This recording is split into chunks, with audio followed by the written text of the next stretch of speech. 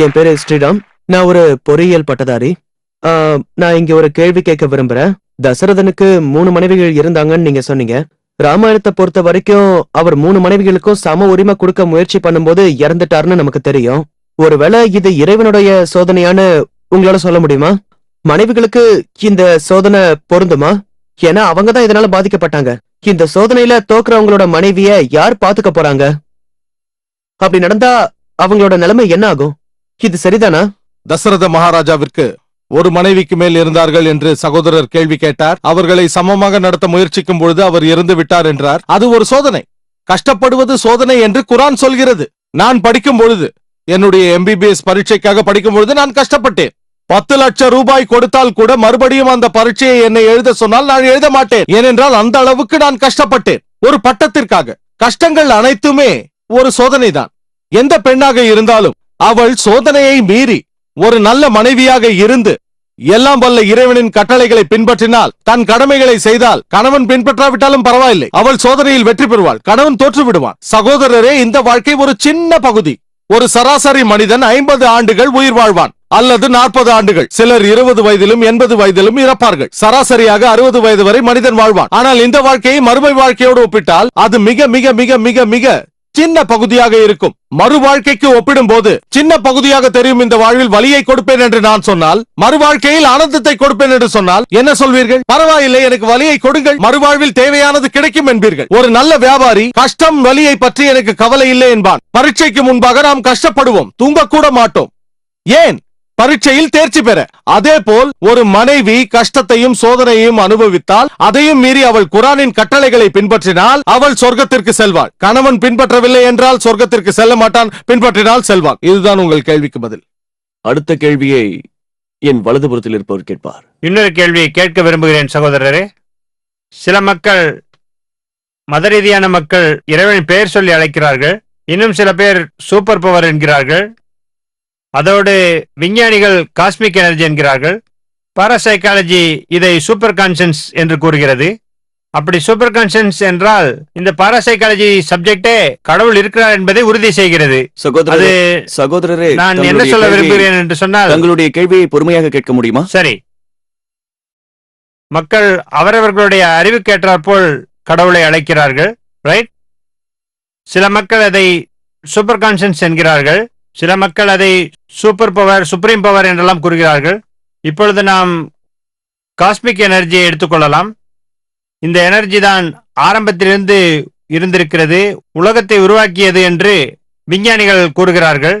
ஆனா இத சில மக்கள் கட்டுக்கதைன்னு சொல்றாங்க. இந்த கட்டுக்கதை ரோமன் எம்பரரால கான்ஸ்டான்டினோபிள்ங்கிற இடத்துல கிபி 325 உருவாக்கப்பட்டதா சொல்றாங்க. இந்த கட்டுக்கதைகளை பிரச்சாரம் பண்ணாங்க. கடவுள் 7வது நாள் ஓய்வெடுத்தார்னு அதுல அவங்க சொல்றாங்க. நான் அந்த மதத்துடைய பேரை சொல்ல விரும்பல. அந்த காஸ்மிக் எனர்ஜி ஓய்வெடுக்க போயிருச்சுன்னா நிச்சயமாக எல்லாமே ஒரு சில நொடிகள்லயே அழிஞ்சு போகும். நான் என்ன தெரிஞ்சுக்க விரும்புறேன்னா, இந்த காஸ்மிக் எனர்ஜி படைக்கிறதுக்கு முன்னாடி என்ன செஞ்சுக்கிட்டு இருந்தது, படைச்சதுல இருந்து இந்த மனித இனத்துடைய முடிவு வரையும் என்ன செய்ய போகுது, அதுக்கப்புறம் என்ன செய்ய போகுது. சகோதரர், அதாவது இந்த உலகத்துடைய இருப்பு உள்ளமை. அவருக்கு உங்கள் கேள்வி. இறைவனை சிலர் சூப்பர் கான்சியஸ் என்றும் சூப்பர் பவர் என்றும் காஸ்மிக் எனர்ஜி என்றும் அழைக்கிறார்கள் என்று சகோதரர் சொல்கிறார். எந்த பெயராக இருந்தாலும் சரியான பெயராக இருக்க வேண்டும். தவறான பெயராக இருந்தால் ஏற்க மாட்டோம். சூப்பர் பவர் என்று சிலர் சொல்கிறார்களா? பிரச்சனை இல்லை. சூப்பர் பீயிங் என்றாலும் பிரச்சனை இல்லை. சில பெயர்கள் சரியாக இருக்கலாம், சில பெயர்கள் தவறாக இருக்கலாம். விஞ்ஞானிகள் சில பெயர் காஸ்மிக் எனர்ஜி என்று சொல்லுகிறார்கள். 7ஆம் நாள் இறைவன் ஓய்வெடுப்பதாக சொல்லும் ஒரு மதத்தை பற்றி சொன்னீர்கள். பைபிளிலிருந்து நீங்கள் அதை சொன்னீர்கள்.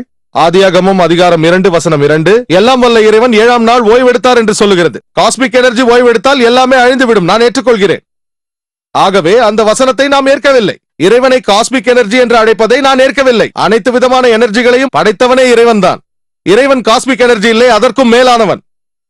அவன் அனைத்தையும் படைத்தவன், மேலும் எல்லாமே அவனை சார்ந்துதான் இருக்கிறது. ஆகவே இறைவன் ஓய்வெடுத்தான் என்று சொல்லும் அந்த வசனத்தை நாம் ஏற்கவில்லை. அவனுக்கு ஓய்வு தேவையில்லை. புனித குர்ஆன் சூரா அல் பக்ராவில் அத்தியாயம் 2 வசனம் 255 இறைவன் உறங்குவதும் இல்லை, அவனுக்கு ஓய்வும் தேவையில்லை. ஆகவே எல்லாம் வல்ல இறைவனை பற்றிய இந்த கருத்து தவறான ஒன்று. சரியான கருத்து குர்ஆனில் உள்ளது. இறைவனுக்கு ஓய்வு தேவையில்லை. பெயரை பொறுத்தவரையில் அது சரியாக இருந்தால் எங்களுக்கு எந்த பிரச்சனையும் இல்லை. தவறான பெயராக இருந்தால் பிரச்சனை உண்டு. இன்றைய விஞ்ஞானிகள் கடவுள் இல்லை என்று சொல்லவில்லை. ஆனால் கடவுள் தன்மையை வேறு விதமாக விளக்குகிறார்கள், அவ்வளவுதான். முஸ்லிம் அல்லாத சகோதர சகோதரிகளை தயவு செய்து மைக் அருகில் வந்து நிற்குமாறு கேட்டுக்கொள்கிறேன். அப்பொழுதுதான் கேள்வி கேட்பதற்கு வாய்ப்பு அளிக்க சுலபமாக இருக்கும். என் பேரு கலைசெல்வன். சாரி, டாக்டர் ஏற்கனவே சொன்னாரு. கடைசி இறைத்தூதர் முகமது நபின்னு.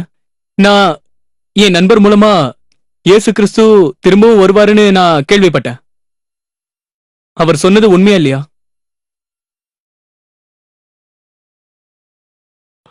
நபிகள் நாயகம் அவர்கள் கடைசி இறை தூதர் என்று சொல்லப்படுகிறது. ஆனால் இவரது நண்பர் இயேசு கிறிஸ்து மறுபடியும் வருவார் என்று சொல்லியிருக்கிறார். பைபிளிலும் இதை பற்றி குறிப்பிடப்பட்டிருக்கிறது. குரானிலும் அநேக வசனங்களில் இது சொல்லப்பட்டிருக்கிறது. சூரா மாய்தா அத்தியாயம் 5 வசனம் 116 மேலும் 70 சஹீஹான ஹதீசுகள் உள்ளன. இயேசு கிறிஸ்து மறுபடியும் வருவார் என்று சொல்லப்பட்டிருக்கிறது. ஆனால் இயேசு கிறிஸ்து மறுபடியும் வருவதற்கான காரணம் என்னவென்றால், இயேசு கிறிஸ்து அவருக்கு சாந்தி உண்டாகட்டும், இறைவனின் இறை தூதர்களில் இயேசுநாதர் ஒருவரையே அவரை பின்பற்றுபவர்கள் தவறாக அவரை கடவுள் என்று எண்ணினார்கள். வேறு எந்த இறை தூதரையும் அவரை பின்பற்றுபவர்கள் கடவுள் என்று எண்ணவில்லை.